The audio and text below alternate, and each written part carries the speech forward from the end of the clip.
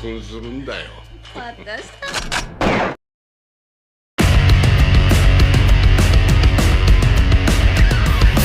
Assalamualaikum warahmatullahi wabarakatuh sahabat. Balik lagi bersama gue BJ. Semoga sahabat semua sehat selalu.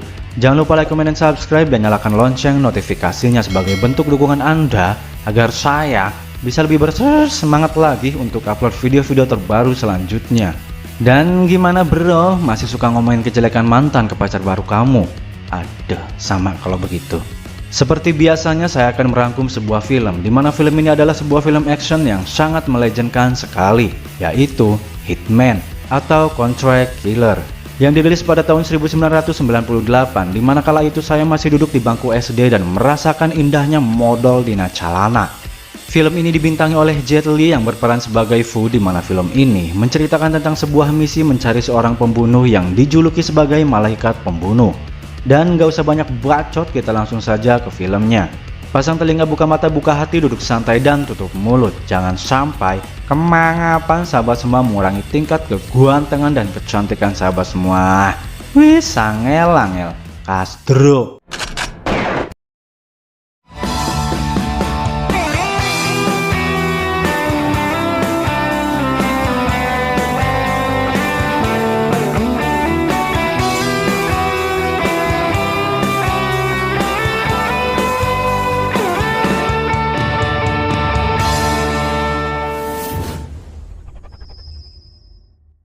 Film diawali dengan memperlihatkan seorang pria tua kaya raya bernama Sukamoto yang tengah asik berduaan dengan seorang gadis seksi.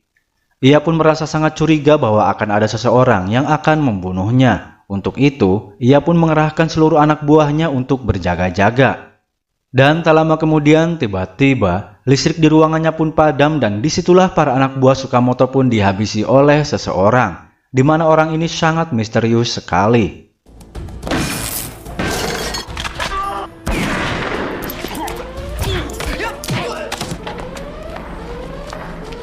Dan benar saja, sosok misterius ini pun mengincar nyawa Sukamoto. Sukamoto pun mengatakan kepada sosok misterius ini bahwa dirinya telah mengadakan sayembara secara besar-besaran dan akan memberikan suatu imbalan yang sangat besar sekali bagi siapa saja yang berhasil menangkap seseorang yang akan membunuhnya. Dan tanpa banyak bacot, sosok misterius ini pun langsung membunuh Sukamoto. Scene pun berganti, di mana kita diperlihatkan seorang pria yang sangat miskin sekali. Ia bernama Fu yang tengah berbelanja di sebuah toko. Dan ketika ia hendak pulang, uang koinnya pun jatuh dan menggelundung tanpa arah. Lalu ia pun mengejar uang tersebut dengan cara yang sangat melejenkan sekali, hingga membuat seorang ODGJ terkejut dan membuka kacamatanya, di mana kacamata yang ia pakai belum lunas cicilan.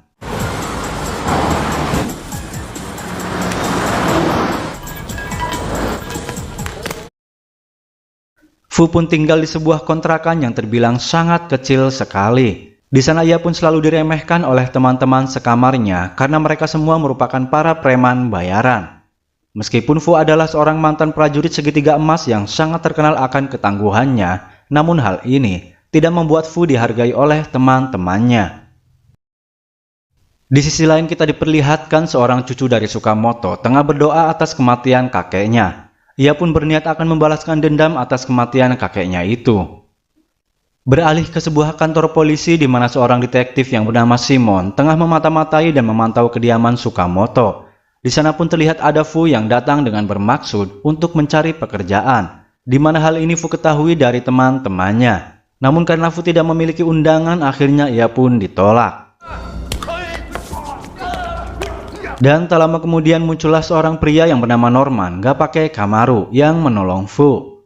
Kemudian ia pun mengajak Fu bergabung dan masuk untuk menghadiri sebuah pertemuan. Dan hal ini sangat-sangat melejenkan sekali. Terlebih lagi, setelan jas yang Fu pakai adalah milik sendiri, bukan minjem ke teman, sahabat, kerabat, ataupun nyomot di jemuran tetangga. Dan setelah mereka berdua masuk, ternyata pertemuan tersebut adalah sebuah pertemuan tentang sayembara untuk mencari siapa yang membunuh Sukamoto. Manajer atau orang kepercayaan Sukamoto pun yang bernama Martin gak pakai gading ini telah diberi wasiat oleh Sukamoto untuk tetap mengadakan sayembara tersebut. Di sini ia pun menegaskan barang siapa yang berhasil membunuhnya, maka ia akan mendapatkan imbalan sebesar 100 juta dolar. Dan tak lama kemudian tiba-tiba, Simon dan para polisi pun datang dan membubarkan paksa pertemuan tersebut.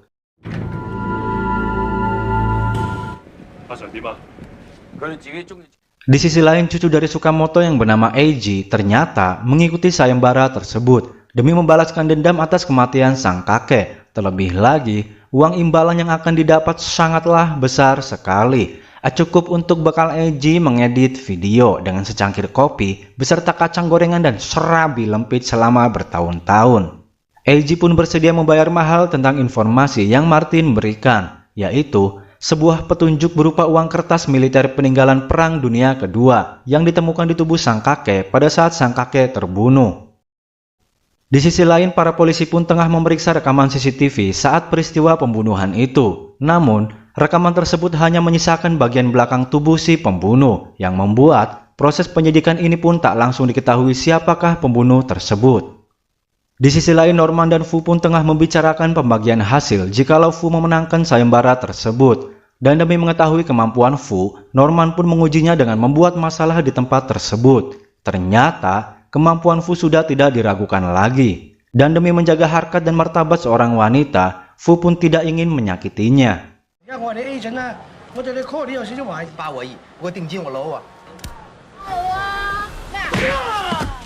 Dan Norman yang sudah yakin akan kemampuan Fu ini pun langsung memberikan pakaian kepada Fu agar terlihat seperti seorang pembunuh yang sangat profesional, yaitu setelan jas berwarna hitam dengan kemeja dan dasi berwarna biru serta kacamata hitam yang membuat Fu terlihat sangat keren dan sangat melejenkan sekali. Terlebih lagi, setelan jas yang diberikan kepada Fu ini Norman ambil dari tukang kredit kelas dunia. Kemudian Norman pun mengajak Fu untuk makan bersama. Dan tak lama kemudian tiba-tiba Norman pun mendapatkan telepon dan ditawari suatu pekerjaan untuk membunuh seseorang. Dan tanpa banyak bacot, Norman pun langsung mengajak Fu untuk melakukan pekerjaan tersebut. Sehingga makanan pun diantep Wayne.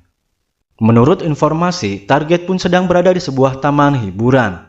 Dan ketika mereka berdua sedang menunggu targetnya, Fu pun membantu seorang anak kecil untuk memenangkan permainan yang membuat si pemiliknya menjadi tekor bandar.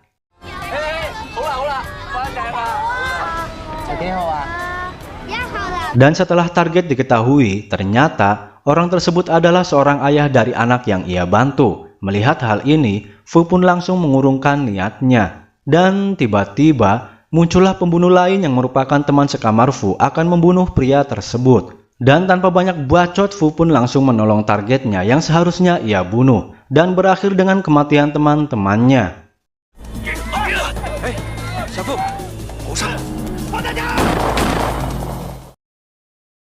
Kemudian mereka berdua pun dibawa ke kantor polisi untuk dimintai keterangan atas kejadian itu. Beruntung, mereka berdua pun tidak ditahan. Karena anak perempuan Norman yang merupakan pengacara cantik yang bernama Kiki datang untuk menjamin mereka. Meskipun mereka berdua dibebaskan, namun Simon pun tetap mencurigai Fu.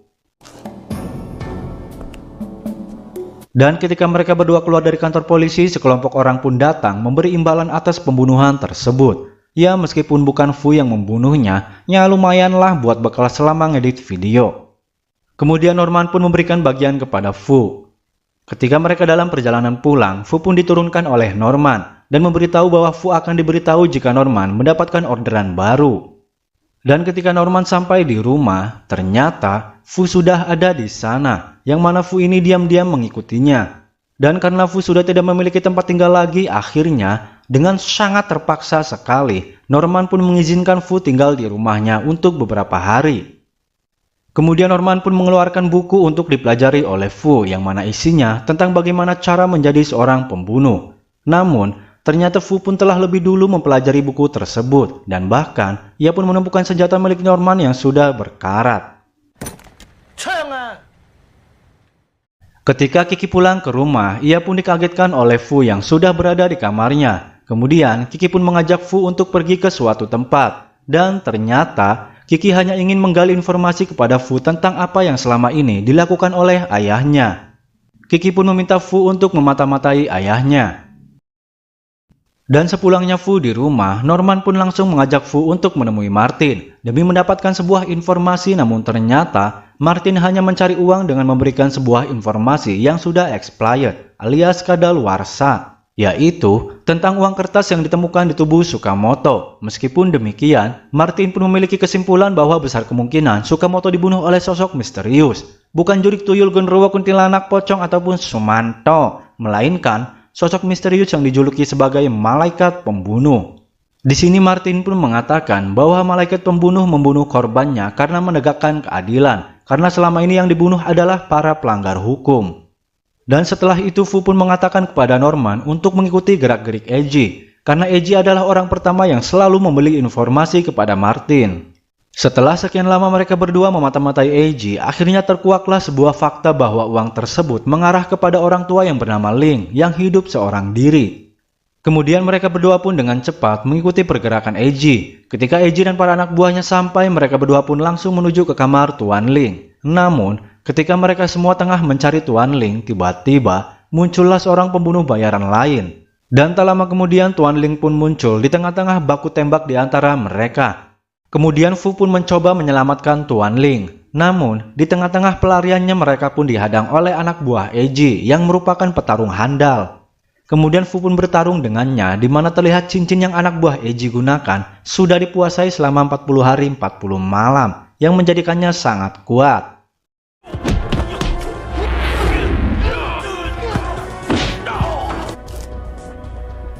Di sisi lain Norman pun gagal menyelamatkan Tuan Ling karena ia tertangkap oleh para anak buah Eiji, dan ternyata Tuan Ling sudah tak bernyawa akibat terkena serangan jantung.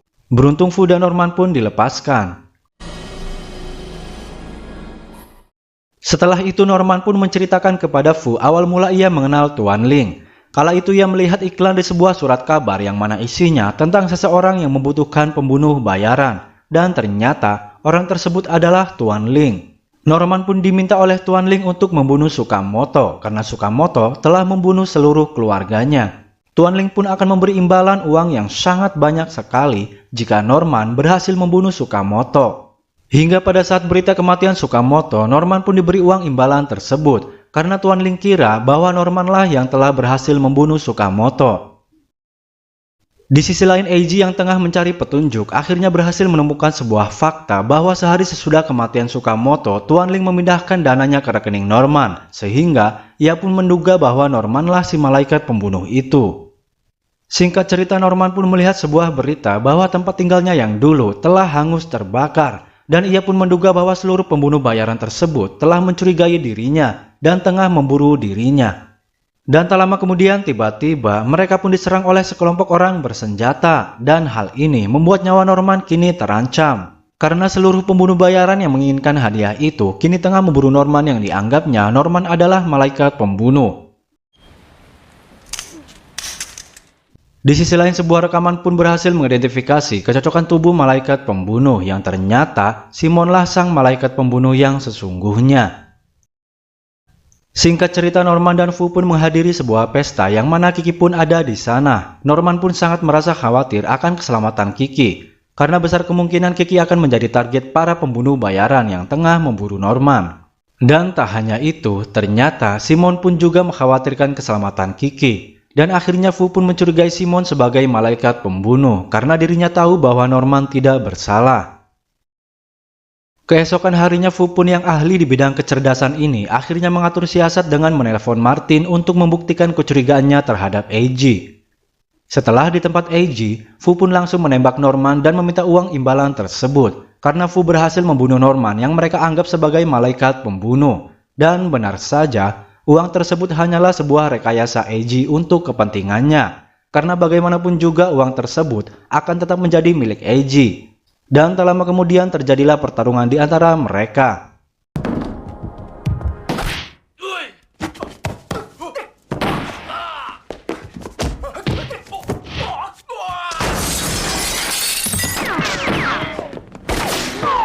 Ketika mereka berdua sudah kewalahan melawan para anak buah Eiji, tiba-tiba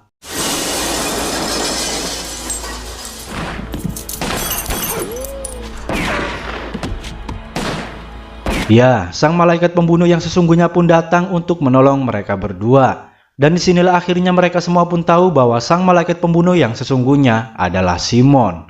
Mengetahui hal ini, Eiji pun langsung bertarung dengan Simon, sementara Fu bertarung melawan si Gondrong yang memiliki perawakan seperti bintang sepak bola terkenal Ibrahimovic.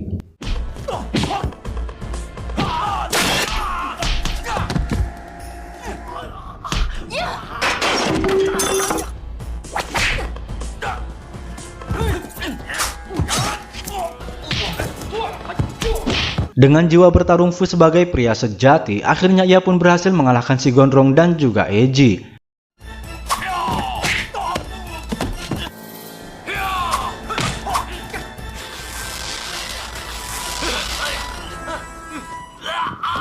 Dan belum rehat makan minum ngagoler selonjoran, tiba-tiba muncullah Martin dengan mengangkat senjatanya. Bukannya ingin membunuh, apalagi bermain sulap ataupun sihir, si Martin dengan belegugnya mengarang cerita bahwa Eiji lah malaikat pembunuh yang sesungguhnya, yang telah membunuh kakeknya sendiri. Dan di akhir film, Martin pun membagi rata uang sayembara itu kepada Fu, Norman, dan juga Simon. Dan tak lama kemudian Kiki pun datang untuk meminta Fu menjadi agen rahasianya agar sang ayah alias Norman gak pakai Kamaru ini tidak berbuat ulah lagi. Simon pun memilih akan pensiun dari pekerjaannya sebagai malaikat pembunuh dan akan menekuni profesinya yang baru menjadi seorang YouTuber karena ia telah menemukan sosok penggantinya yang layak untuk menjadi sang malaikat pembunuh selanjutnya, yaitu Fu, sang kakak seperguruan gue yang paling ganteng dan paling keren sejagat raya. Dan film pun selesai. Pesan yang bisa kita ambil dari film ini adalah bekerja keraslah jika ingin mendapatkan uang secara aman, nyaman, dan nikmat hasil jerih payah sendiri. Dan jika ingin mendapatkan uang yang banyak dan melejenkan, maka ikutlah sayembara mencari sang malaikat pembunuh itu. Terima kasih banyak buat sahabat semua yang sudah menonton video ini sampai selesai. Jangan lupa like, comment, dan subscribe, dan nyalakan lonceng notifikasinya. Dan ingat, tak ada tuyul yang tak botak dan tak ada kuntilanak yang tak gondrong. Jika Anda menemukan kuntilanak botak, maka itu bukanlah kuntilanak yang sesungguhnya, melainkan itu adalah sang malaikat pembunuh. Saya BJ pamit, kita ketemu lagi di video yang selanjutnya. Wassalamualaikum warahmatullahi wabarakatuh.